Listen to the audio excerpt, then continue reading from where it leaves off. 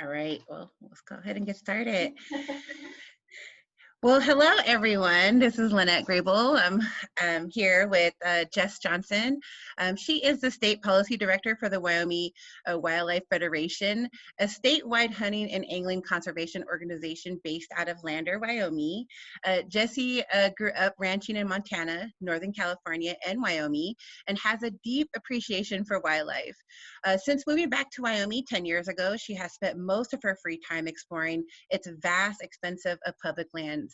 She is an avid archer hunter, a mule deer lover, and an owner of a coyote dog, a horse named Deets. Am I saying that right? Deets? Yep. Too many and too many Dachshunds, one really strange cat, and 13 chickens, and a guinea fowl. Yeah. When she is not outside in the mountains, Jess spends her time sitting as a board member for Wyoming Backcountry Hunters and Anglers, 2% for conservation, and the Wild Gathering. She is also a founding member and sits on the advisory council board of NWF's Sportswomen's Coalition, Artemis, a woman's focus on challenging the dialogue and stereotypes placed on hunting and angling community and encouraging women to take leadership roles in conservation and wildlife-related positions. She also brings her dedication to education on advocacy in the conservation arena and the dialogue around diversifying hunting in the hunting industry as a pro-team member of First Light, Argali, Kestrel, Glassing, and Hunt to Eat. I hope I said those things right. It's a mouthful. Jess, thanks so much for taking the time to sit down with me today to chat about public lands. Oh, I'm really, really excited to be here, and it's wonderful you're running, and I'm so excited to see where this goes. Thank you. Well, as you know, I'm running for the U.S. House of Representatives on the Democratic side. As you can imagine, COVID has made this a more complicated race than usual. So this is the first sort of expert conversation we're going to have. I'm really excited for public lands to be our first, since it's something close to my heart personally, but also something still have a lot to learn about from people like yourself. Well, I'm happy to be here. It's sort of a passion project, and living in Lander, we're surrounded by public land in all the great ways, and I'm just ask away. I'm happy to help wherever. Okay, awesome. What are some of the public lands or conservation issues that you or the Wildlife Federation are working on at the moment? And also, how could those best be served by someone in a federal office? Well, I think the easiest and the most straightforward answer is almost everything that we do ends up being reflected in some way at the national level. And so while we are the Wyoming Wildlife Federation, in a lot of things, Wyoming is the leader, whether it's the leader in research on migration work or sort of the way that our game and fish has taken a leadership role in the wildlife crossing issues. So I would say like the first one is the wildlife crossing, which is basically the interface between humans and wildlife on our roadways and when it doesn't go well. So it's the mitigation of hitting deer on the road, and anybody that lives in Wyoming knows that we hit a lot of deer on the road, and I guess it'd be hard pressed to find somebody that's like, what, you guys hit deer? I was surprised. But wildlife crossing things, it's a problem, and the nice thing about this is conservation often ends up being very partisan, unfortunately, which is, maybe another issue to talk about further down the road. But this one is very bipartisan. It's not just wildlife health, it's human health, it's safety, it's public safety, it's our roadways. And the way that the wildlife crossings is moving forward is we know we have this problem. We've had this group of people throughout the state called the Wyoming Wildlife Roadways Initiative Implementation Team. It's called the RIT. On which Wyoming Wildlife Federation sits on, and they designated 42 or 3 hotspots in the state. So like places where we have the most sort of car accidents due to wildlife on our roadways. And so we have each of these hot spots. We know the problem, we know where they are. The problem is that we don't have the funding to build all of this infrastructure to get our wildlife across the road. And that can be anything from fencing to signage to underpasses to overpasses, which Trappers Point over near Pinedale is one of the overpasses. It's 80 to 90% successful in mitigating all wildlife conflict with the antelope in that area. So it's been proven to be really, really, really positive in that direction. But, you know, these overpasses cost in the millions of dollars. And while the state, you know, the governor is working on this wildlife license plate and getting these license plates sold, they're the conservation license plates. They have a big like mule deer on them, and you can find them at the WYDOT, Wyoming Department of Transportation website. Right now, we just have these small potatoes in the fire. So we're getting funding, but it's not to the level of being able to do all of these projects. And so there are a couple bills actually active right now and likely will be next year that have to do with infrastructure and have to do with our highways. One is on the congressional side and the other one's on the Senate side. And they have the potential to bring some significant dollars to our state to work on wildlife crossings, as well as many other things to do with our roadways. That sort of is something that echoes all the way from like the local level to like, you know, your town or your city doing sort of ordinances or raising a tax to help pay for a local project, all the way to state, which is doing sort of more statewide projects, all the way up to national level, where you have these like federal bills that can come through and actually bring like real change, real funding, and that kind of thing. The nice thing is that it is bipartisan. The problem is that it's in this day and age, especially now because of COVID, it's really hard to find extra money in places. Yeah. And so it's always going to be a juggling act. I think the wildlife crossing one is a really balanced one because it is human safety and wildlife. It has a lot of benefit in that. And we have all of these sort of, we have the map. We just need the gas to get where we're going. Right. So the wildlife crossing issue, we have been working on that probably 5 years now. And that kind of ties into the second one, which is migration. And I know when I say migration, I'm talking about mule deer who reside in the red desert of Wyoming, travel all the way up to the Hoback and sometimes even further throughout the year, and they do it twice a year. And they do this so they have the forage that they need to survive, because the red desert doesn't have enough food on the table, so to speak, to feed all of the mule deer all of the time. So they have to travel for it. And when they do that, and having this migration actually allows for a larger population of mule deer to exist, because it spreads out. So think about it, rather than eating at just one table, you eat at many. And you can have more people the more tables that you have out there. And so the mule deer and the migration, whether an antelope do the same, elk do the same, bighorn sheep, and the migration issue is an amazing thing because humans have been fascinated in the movement of ungulates, so deer, moose, elk, all of those forever. You know, it's how we moved about the world in a long way. We followed the food. And we are still fascinated with it, but now we have all of these designation of what land is. You know, we're at the point of saying like, this is public land, this is private land, this is state land. And we have to get all of these entities to get on the same page and to talk about like how we protect this migration. And without stopping the economy of Wyoming. It's a balancing act that's incredibly hard to do. It's threading the needle. And Secretary of the Interior, Ryan Zinke, put out an executive order around migration that brought some dollars to the state to work on this. But I think, echoing to the larger degree, the more we know about this, the more we look at it, and the more that we're willing to talk about where compromise is necessary, where it's not, and where the balancing act is. You know, I don't ever want to say no development, because that's not realistic. You know, we have a state that's based on development.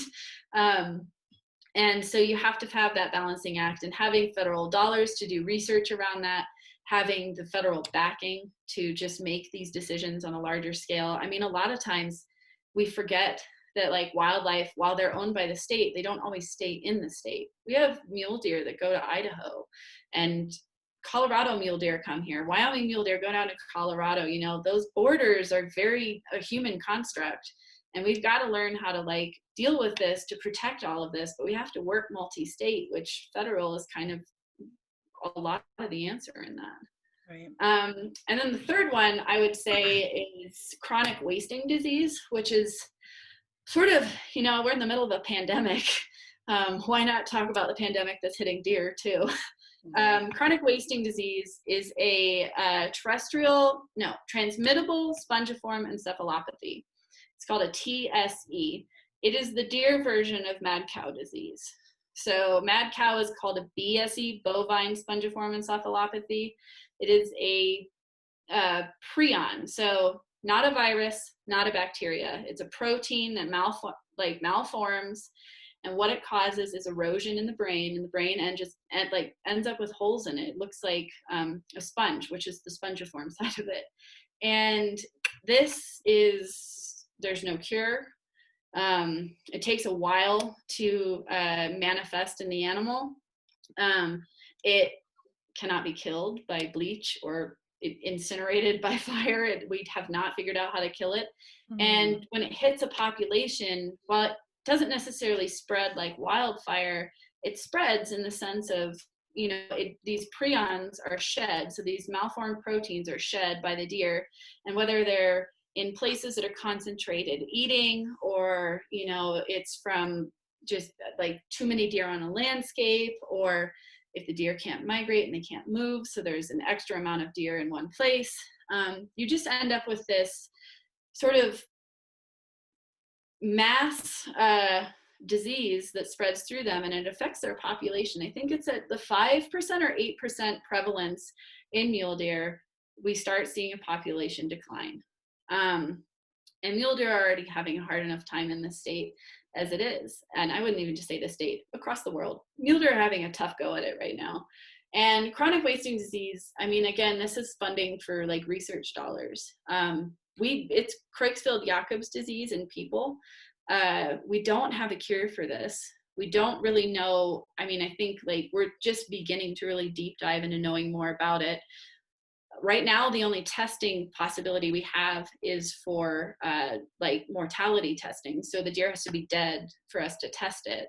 And we just have no solution. And research dollars for this, I think, like, we don't want to start like a panic. Like, this is not something where we need to run screaming from. I think there's a way to go forward, this really logical step-by-step. But I mean, I think the three things, it always comes down to dollars for the science. And when we know more, and then when we can look at the problem with like the blinders off, we'll be able to kind of move forward to fix it. Right now, we have a statewide plan that just got approved by the Wyoming Game and Fish Commission, which is the first step. Wyoming has done nothing for 25 years. We know that doing nothing doesn't work. And it's not their fault. You know, everybody's scratching their head around this. Like the fact, you know, Colorado's been working on CWD, and a couple other states like Wisconsin has, but I mean, at the end of the day, we don't know much about it. It's not unlike coronavirus right now. Mm-hmm. So we're still, it's just in the stepping stones of that, and the research dollars. But again, you know, in a world like this, conservation, because it is a long-term need, you know, I would argue that conservation is one of the most necessary things to give money to, because it's our planet, and our planet equals our health. But short-term is so much, it's that balance, you know. Conservation is like, this is going to be a change we see in 50 years, as opposed to like, do I have food on my table now? And so it's hard to get those dollars allocated, because most politicians, as they should, are worried about if we have food on our table now. And it's just a fine balance to make. Yeah. But yeah, so those are kind of the three major things. I think sage grouse is another one that's in there, but that one's going to be probably around for a while. Awesome. I couldn't agree with you more, Jess. I think, I just believe and follow the concept that, a healthy earth equals healthy people. So I agree with you on that. I concur with you on that as far as conservation not having the attention it needs in policy. I think we need more of that. Also, there's another question here. Do you have any thoughts about the evolution or changes of the Bureau of Land Management over the past few years? What has been good, bad, or either? I think there's been a lot. We go through so many heads of the Secretary of Interior and the department right now. It's hard to get any consistency with that. I think something that I was sad to see is the lack of transparency with the Bureau of Land Management. It used to be that you could get on a website and look up and find pretty readily things like the wilderness study areas or travel plans or like everything that's going through. And right now, the website is not, and I think it goes deeper than the website, but I'll just say the website for the sort of topical side of it, where the public would go for information about what's happening with our Bureau of Land Management. It's impossible to find anything. And so the transparency is kind of gone. And I likely, and this feeds into a larger issue of, the chronic underfunding of our public land agencies in general. But it's also, we're in this sticky place of having an administration that is really pushing oil and gas, which is great, but they're doing it in a way that there is not much wiggle room for everything else, whether it's conservation or recreation or anything else. So it's really had a hard press on the gas pedal for development. And the thing that makes me nervous is you can't find any information on it. And the information that you can find is not for public consumption, in the sense of anybody, even I who work in policy, read it and go, this is nuts. I can't understand what they're talking about. And it takes, there's no layman's terms. There's no actual, working with the public in this, because they're horribly nuanced policy, which all public land stuff is, but there is a way to boil it down, and they're just not doing it. And they haven't done it, but they also probably don't have the funding to do that too. So, I was sad to see that. I think with the recent move to Colorado, we're seeing just all of the upper echelon of BLM there's no one at the helm of this ship right now. And so the accountability is, BLM functions on this ability of being able to sort of kick it up the ladder and needing to get final orders from higher than you. So it protects those people down on the ground that are really actually doing good work. And there's no one at the top right now. And the people that are at the top aren't worried about what's happening at the lower levels. And so we have this stymie that's in there, and there's this communication fallout from within, I think, that is just, it degrades everything. It degrades the integrity of it. They're already sort of not great in the public eye. But, I know our field office here in Lander, they have people that really deeply, deeply care. And their hands are tied in a lot of ways because those above them don't have a clue. Mm-hmm. And I think it's communication, I think it's just sort of the structure of it is maybe a little bit broken. And the transparency is, this is not an agency that's geared towards bringing the public in. Absolutely. I agree. Lastly, where do you think federal public lands policy is missing at the moment, either in terms of concrete policy or in terms of mission, vision, or goals? I think, and we touched on this earlier, I think the largest thing is that Forest Service, BLM, everybody is underfunded. Nobody has the bandwidth to actually do a good job. They have to scrape by. And we all know that when we're even, if you're doing too many things at once, you don't ever do anything good. And they're having to have where multiple people are doing multiple things. They don't have enough funding to hire the amount of people that they need for this. They have red tape amongst all of it. But I mean, a couple years ago, if you looked at our national budget, our public lands, whether that's the Department of Agriculture or the Department of Interior or the Fish and Wildlife Service and all of these, that funding, that little footnote takes up less than 1% of our national budget.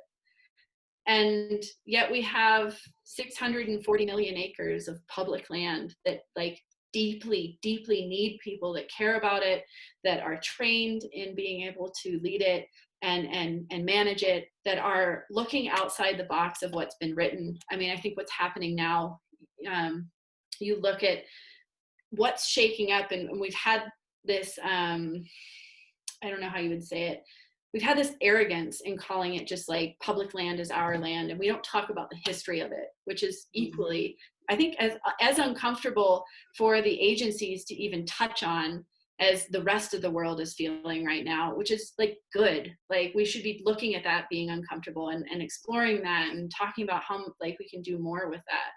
But we have a set of systems in place. They may not be perfect, and they may be like sort of rife with sort of systematic issues. But I think there's a way that if we were to fund it, if we were to look at it with open eyes and a creative mind, that we could do more. You know, you look at the Great American Outdoors Act, which was amazing, just passed and is headed to the president's desk. I'm not sure if he's signed it or not yet, but the Congress just passed it. It came through the Senate. It was this huge piece of legislation. It was bipartisanly supported. And it addressed the backlogs of national parks, which was amazing. But in doing that, we didn't look at what's creating the backlog. We didn't look at the fact that every year public land agencies, whether it's BLM, Forest Service, national parks, monuments, all of that, send in their budgets and they have asks. Their backlog is in their budget every year, and Congress and Senate don't pass that budget. So the backlog is not the fault of the agency. And so we passed this package that gives money, but it's a little bit like, you know, when you have a reservoir with a dam and the dam is leaking, what we did is we just put more water in it. We didn't fix the leaks. And that's great because, you know, we need the water in it. We have populations of fish that, you know, subsist off of that. We needed to do that. That was incredibly important that we passed that Great American Outdoors Act. Now we need to go back and fix the leaks. And I think that comes with the funding. We have to have a frank discussion of like, you know, we cut the purse strings of our agencies time and time again to make room for other things. And at some point, something's going to give. And agencies to the rural person are public enemy number one because they cannot do their job right or well with the amount of people that they have. We have one BLM ranger for nearly 2 million acres in this area. Of course, he can't keep up with all of the kind of law-abiding things that he needs to do. It's just impossible. And so BLM gets a reputation for being lax or asleep at the post, or, you know, and then when they do finally wake up and do something, it's too late or it's not enough. And it's, I mean, it's a funding thing. And it's frustrating to hear politicians at the national level criticize our agencies. They hold the ability to actually fund them and don't. And that's that larger, you know, in the world of conservation, when you're looking at that, I would say that of the Fish and Wildlife Service, I would say that of public land agencies, you know, sort of conservation as a whole gets yelled at a lot for being really inconvenient, but none of us are funded so we can be like efficient. Right. Well, I definitely hear you on that. And I definitely believe that public lands need to be speaked more on a federal level, on a national level as well. I recently took a trip to the Red Desert. It was I went a few times, but I love the historical value of it, the cultural value of it. You know, we have the buffalo jump there. We have, you know, the petroglyphs there as well. And so it's just a unique place. There's just so many different elements, environmental elements within the Red Desert. And then, you know, just to talk about conservation and public lands as a whole, you know, we definitely have to talk about funding it better, and also what's the purpose of preserving these areas and not being sold to oil companies, you know, in other places. Yeah. And yeah, and I think our Wyomingites and I think other citizens in neighboring states don't understand how that is affecting our public lands. I think we have to talk about that more and even educate our communities better on it. Yeah, I think the conversation with communities on a larger level needs to happen. I think a lot of times conservation ends up being reactionary. So we hear about a large sale that's happening of oil and gas, or leasing that's going on. And then it's like time to like bring out the pitchforks, and it never or very rarely ends in favor of conservation, unfortunately, in that sense. And being forward thinking, you know, and being creative. I think we're going to be seeing, you know, the way that this world is looking right now, and the way that oil and gas is in the state. And this is very much sort of a theory, not based in anything other than just sort of like looking at the way things are going. I have a feeling renewable energy is going to be starting to be looked at more, and wind and solar, which is great, but it has the same problems that oil and gas does with wildlife.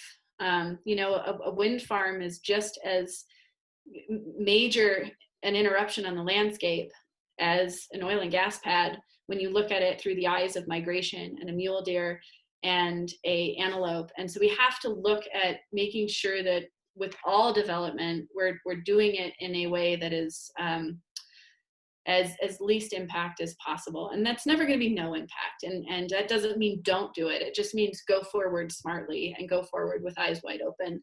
And I think we are going to be seeing more renewables in that sense. And the bright side of that is that our climate will thank us. But yeah, looking at that in the way of, you know, wildlife run into just as many obstacles with renewables as they do with oil and gas, unfortunately. And being sort of frank about what the problems are that are posed when that happens. You know, it's going to be the same kind of fight, unfortunately, as we see with oil and gas. But I'm hoping, and I never like to call it a fight, because like at no point has my organization ever been like, no oil and gas, we don't believe in it, because we understand the reality of Wyoming right now. We do ask that it is proceeded with caution and with sort of a balanced thought. But you know, we've done pretty well.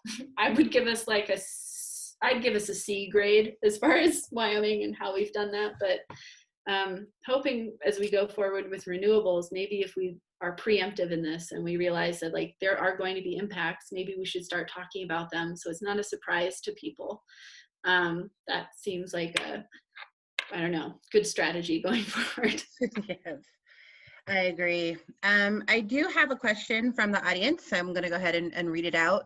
Can you share a little bit your experience as a woman in the backcountry hunting, in the hunting world? What is that like, and what are the challenges and the joys of that?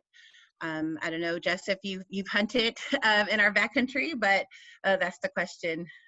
I have. In fact, it's one of the few places I feel very safe. I would say, like, as a woman in the hunting and angling industry, it's in the backcountry that I feel the best. I do carry bear spray, and I've started to look at carrying a handgun for bears, but it won't be until I'm better like with it. I think you have to practice that craft and become safe with it before you're just smart. You know, if you're going to take a gun in the backcountry, you know how to use it well, and practice with it every week. So I'm just a bear spray carrier. As my dad says, it works well on humans too. So I've never had a bad experience, but I do think being a woman in the conservation and hunting industry outside of the backcountry can be difficult. I think, hunting is a predominantly white male everything. And I think women are slowly gaining ground in this industry and slowly starting to be included in the imagery and the discussions at the table. Mm-hmm. But I mean, we call them sportsmen. Even our language is Yes. exclusionary. um, and the communication around hunting and conservation has been sort of like insulary. They are really great at speaking to the choir and really terrible when they have to speak outside of it. And unfortunately, as 4% of the population, they should be speaking better outside of it to the rest of the 96%. And so the challenges that I've seen have been in that like a lot of my work focuses on being an outward voice. And that's a different story than how you would talk to just like your sort of Wyoming rural hunter. You know, there's a language that you would have with friends, and then there's a language you would have outside of that. And hunting is one of those things that is really, really, really hard to communicate. And so you have to be very gentle, especially with people that don't understand it or haven't been in it. And you have to be vulnerable. You have to be honest. You cannot have an ego. And that is something that I think the hunting industry is struggling with right now. So yeah, the backcountry side, that's my freedom. That's the place where I feel the most strong and the most in my place and just thankful to be alive. And then when I get out of it, it's like, oh yeah, the real world. And apparently being a woman is really hard. But it's, you know, it's moving and it's changing. And I think is changing faster now because of other things in the world, and people are having to take a real look at like how insulary these places are, and how unfriendly to folks that don't look like them it is. And it'll change, but it'll never be fast enough. Right. And just to add, you know, to that question and to answer it a little bit for myself, I know at the Wind River Reservation where I reside, you know, hunting during the hunting season is a family effort. We still do that as a family. I more or less don't do the hunting part of it, but I absolutely help with the harvesting part of it. And so I agree with you. Like when I'm in the backcountry, when I'm in those mountains back there, like I don't want to leave. I don't want to leave. I've been there. I've seen elk and I've seen other animals in their natural habitat, you know, in the backcountry, and I'm always excited to see that. I too, we are bear carriers, but my family carries guns just in case, and it's a family effort, and I love it. I look forward to it. It's a lot of hard work, a lot of hard work. But, you know, at the end of the day, it's worth it because a lot of families I know, including my own, utilize elk meat to subsidize their meat and their food as a subsidy throughout the whole year. I mean, we have elk meat throughout the whole year because of what we do during our hunting season.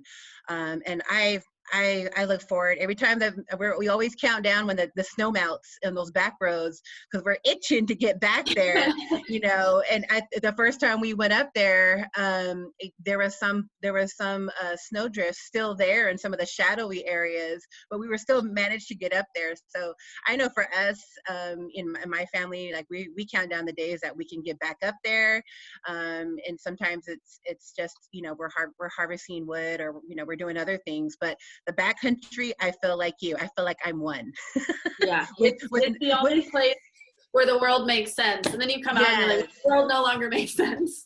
Exactly. And we're like, we're coming back to reality when we come back down the mountain. But I would say also, you being the harvester, man, that is the hard work. I was like, the hunt's the easy part. Right.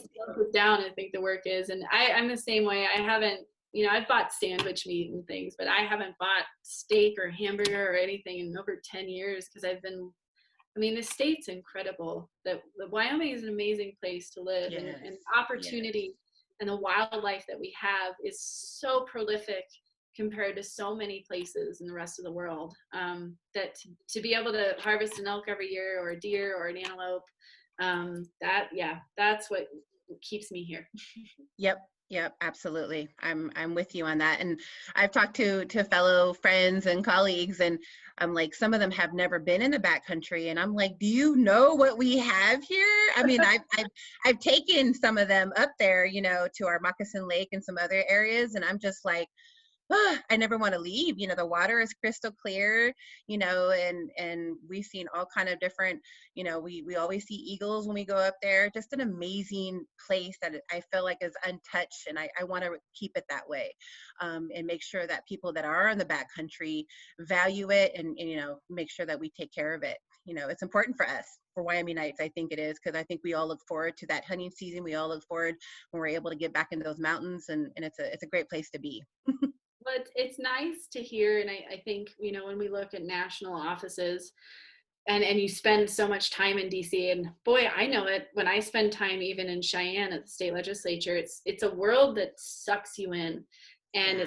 it's easy to forget, until you come back and come home and put your feet back in the rivers and back in hiking boots in the mountains and everything. And it's so nice to think of someone running for your seat that has been there and knows it and loves it. And I have a lot of respect for that.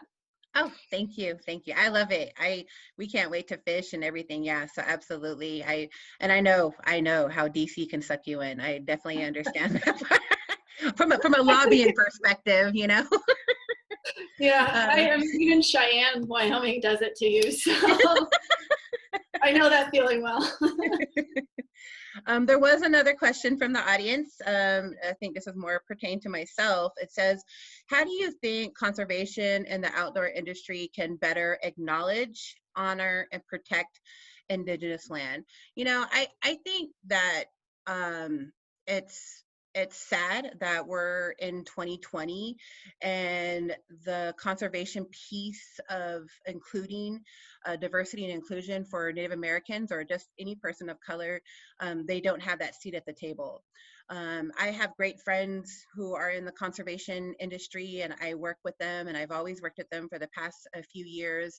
And I'm glad that they include me, and I know they include others throughout our community who have expertise and knowledge in conservation. But on a grander scale of things, especially on a federal and national level, I feel like, why are we at this place where, especially when it comes to cultural and historical preservation, why is it so hard for Native Americans to have a say or a piece or even an invitation to the table to speak about it? Because that's something that I encourage. Part of my work of working as a tribal liaison and a tribal consultant, and I've been consulted by many other tribes and even government entities, that's something that I constantly preach. Get your other expertise from your Native American communities within your state, invite them to your meetings, invite them to the efforts that you guys are working on, so that there's a cultural perspective at the table, and there's inclusion included in that. One thing that I always say also is, there's so many expertise in conservation, hunting. I mean, just all the beautiful varieties of conservation that is out there through our own community in Wind River.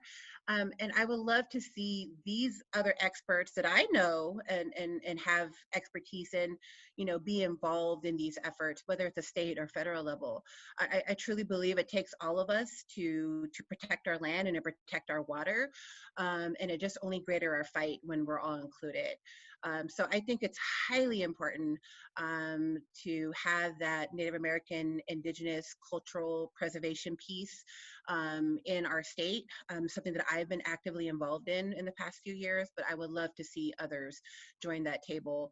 Like I said earlier, we were out in the Red Desert a few weeks back, and, we learned about the buffalo jump and how our Northern Plains tribes were able to harvest buffalo, throughout that area.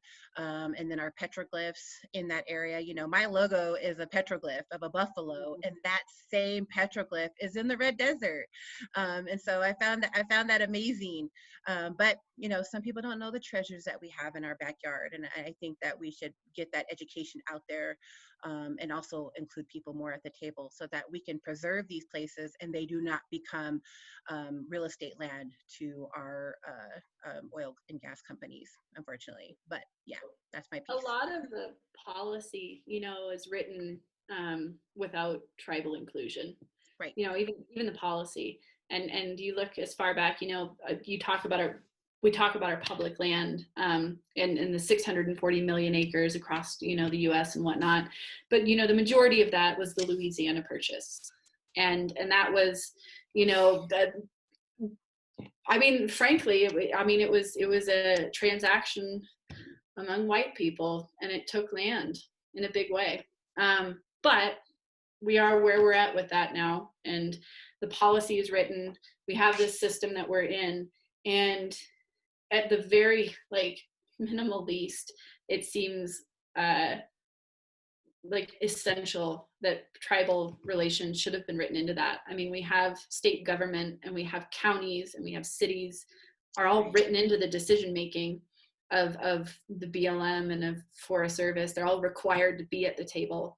But if we had a tribal requirement, it would give a voice there that hasn't had the teeth, because they're brought in on good faith right now, that's not good enough. They should have a seat that is required there, and to make sure that happens, because unless it's required, it doesn't happen, because there's too much to do, too fast, too little funding, and all of the other excuses we can come up with for not doing it. But making it a requirement, having to do that, is important. Yeah, absolutely. I totally agree with that. I do have one more question here I want to read out. Public lands are used by people of all backgrounds and political views in our state. How do we go about building diverse and bipartisan support for public land policies? What if the interests of these stakeholders are at times in conflict? How do we get involved as citizens? There's multi questions in this, and I'll try to kind of summarize an answer to this. It's true. All backgrounds utilize our public lands in our backcountry areas, and building diversity and understanding that all backgrounds and all policy, whatever side of the aisle that you sit on, I think value these places. And I think that's the message that we need to get out. I think that is the exact message that needs to be portrayed out there, especially by people in federal seats and state seats. We all share these lands. We all want them to be healthy and good. And this is something that we need to demonstrate. I don't think it needs to be someone, as far as on an policy level, it shouldn't just be a partisan issue. It definitely has to be a bipartisan related effort, both Democratic or Republican. I would say value the essence of what we have here in Wyoming and in other states as well. I think that when diversity and inclusion is a part of it, just like what Jess has stated, it plays a huge part on making that issue a stronger stance when it comes to public lands and conservation. The other question that was in there was, what if the interests of these stakeholders are at times are in conflict, which most times they are. I think it's because they focus more on what their party affiliation stance is, and I think we need to put that to the side. One of the things that I did when I always lobbied, and I lobbied a lot on conservation throughout my career, is that you have to bring a personal story to it.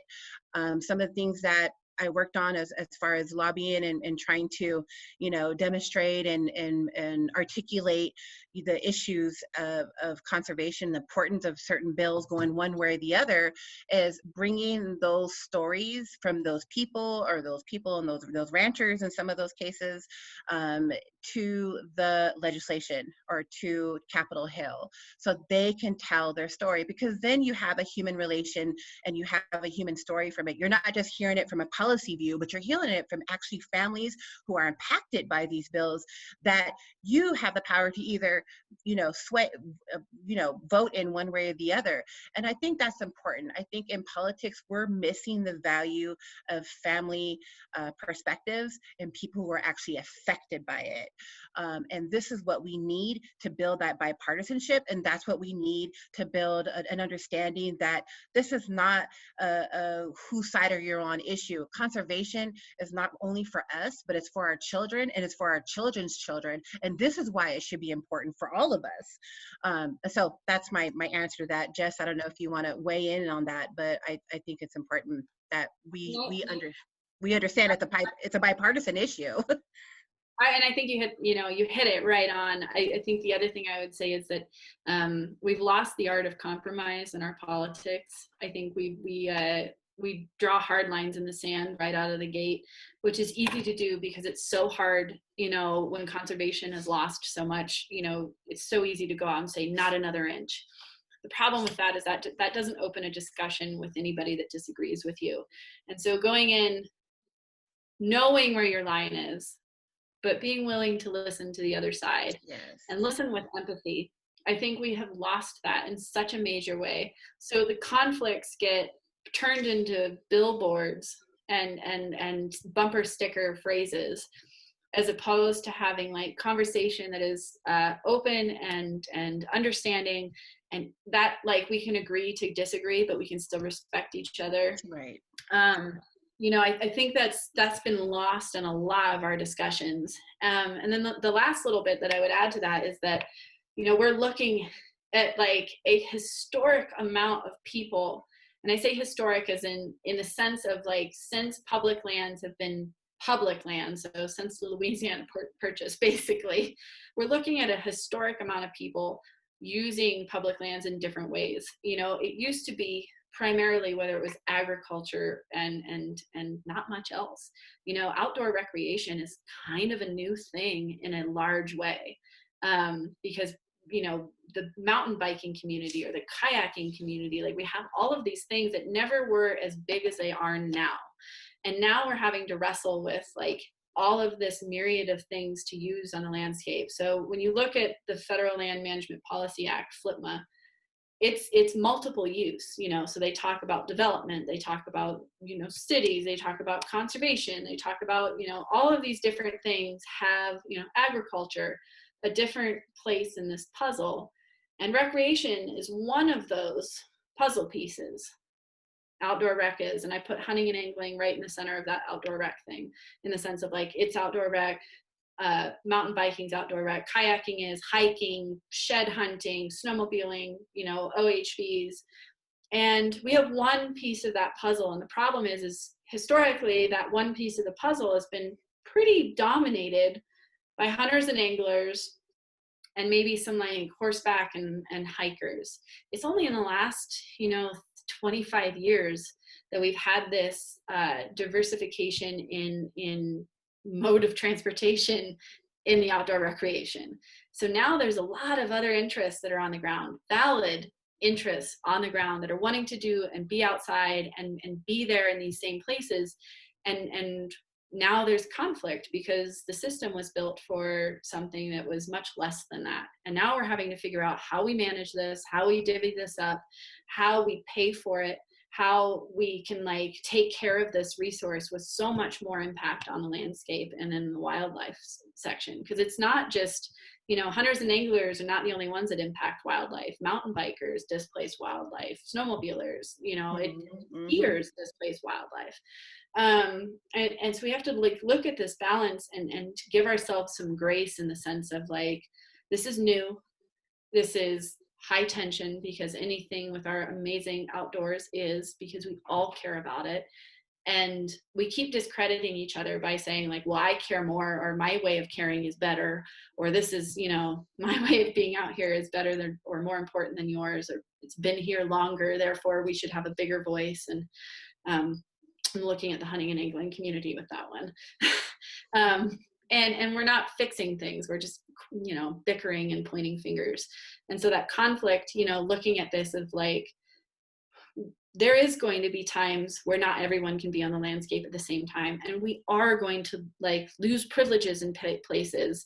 but we're going to gain them in others. And so looking at that compromise and understanding that, no, you can't take a mountain bike everywhere, but you are going to be able to take mountain bikes somewhere. And we have to be able to like parse through that and like sit down at the table with sort of some good faith negotiations. And it has to be within the outdoor industry. And we're going to have to start paying for it, because right now, with more people coming on the landscape, there is more impact than there ever has been. And we just have to figure out how we're going to mitigate that. And it's okay. It's a good problem to have. And it's not the end of the world, but it's something that's coming down the pike. And rather than kicking the can down the road, like so many of us have, like just sitting down and having this discussion before it becomes something where we're like being like, dang, I really wish we had this discussion before we ruined it all. Right. Right. Absolutely. I think there was an ending piece of that question I just wanted to address real quick. I think the last question stated, how can citizens get involved? I know I'm part of the Wyoming Outdoor Council, and I know we created a group called Citizens of the Red Desert, and we welcome the public, anybody who's willing to get involved with, the Citizens of the Red Desert. Please reach out to Wyoming Outdoor Council on their website. There should be a link there, or I think if you Google, there's a specific website just for Citizens of the Red Desert, and I'm a part of that, and there's many others throughout the state who's a part of it. We definitely want this to be something from the Wyomingites. We want people who are live in our towns and our rural towns to be part of, because again, like I said earlier, it's going to take all of us to work on conservation. And just to another side note, I wanted to say after your first answer there, Jess, I know that wildlife Passover in Pinedale that you mentioned, that video on Facebook went viral. I mean, it was shared like 1 million times, and it's sad to see like conservationists around the world, look at that piece and support it, but yet the funding is not equal to it going viral. Yeah. I remember seeing that Passover video, and that was tremendous, and I hope to see more of that throughout our state, because I know, like all of us, we've all hit animals not wanting to, but it's just part of living in Wyoming, but we can prevent that with these Passovers. So I like the piece you said about that. So I just want to say that I remember that video, and I remember how viral it went because I shared it too. Well, people can, so that we have a license plate here. So if you're in the state and you don't have one, you can get one. It is a vanity plate, and it is more expensive, but it's more expensive. It's $180. It's very pricey. But $150 of that $180 goes right into the wildlife conservation account, which is earmarked for the Game and Fish and the Wyoming Department of Transportation to use for wildlife crossings. So while this plate is pricey, it is essentially a donation to wildlife crossings. And our governor right now is trying really hard we're at the like 1,500-ish plates sold. We're trying to get to 2,020 by the end of 2020. And the other thing is if it is too pricey, which, gosh, even for me, it was like kind of a stiff thing to do, you can just donate whatever you feel like you can to that account. There is an ability to make a donation outside of buying the plate, which is great. So that wildlife conservation account, as well as things like, I would say, Wyoming Outdoor Council is amazing. WWF does a lot of similar work as well, Wyoming Wildlife Federation. And the other side of like getting involved is, a lot of this, and I know I've said this a lot, but there's a lot of things we don't have the answers to right now because we don't have the data, and we don't have the science behind it yet, and we're working on it. So finding groups like the Wyoming Migration Initiative or the Monteith Shop, Kevin Monteith and his amazing grad student gaggle of gals are just knocking the ball out of the park on mule deer stuff, moose, everything. So they are just top of the line researchers doing this. And research always needs funding. I think that's just the chronic answer is find a way to give there as well if you can, even if it's just time. Sometimes, going out on a fence pole or cleaning garbage up at your fishing area or things like that, that means the most, and it's your backyard and it's better because of it. Right. Absolutely. Well, Jess, that concludes our time that we have today, but I truly enjoyed this conversation with you, and I hope to extend our conversation beyond this. I definitely want to learn more and want to get some more perspectives from you as well. But I really thank you for your time, for joining us today and having this conversation with me. And I want to thank the viewers that tuned in and submitted questions as well. We thank you so much for joining this important conversation. I think, again, it takes all of us to promote public lands and promote conservation throughout our state. Wyoming is a unique state. We have such valuable assets, environmental realms within our state, and I think we need to talk more about it, and we need to talk about the importance of protecting it as well. But again, thank you so much, Jess, for your time, and thank you all, and I hope you guys all have a good evening. Thank you. Thank you, Lynnette. This was really wonderful. Thank you. Thank you. Thank you.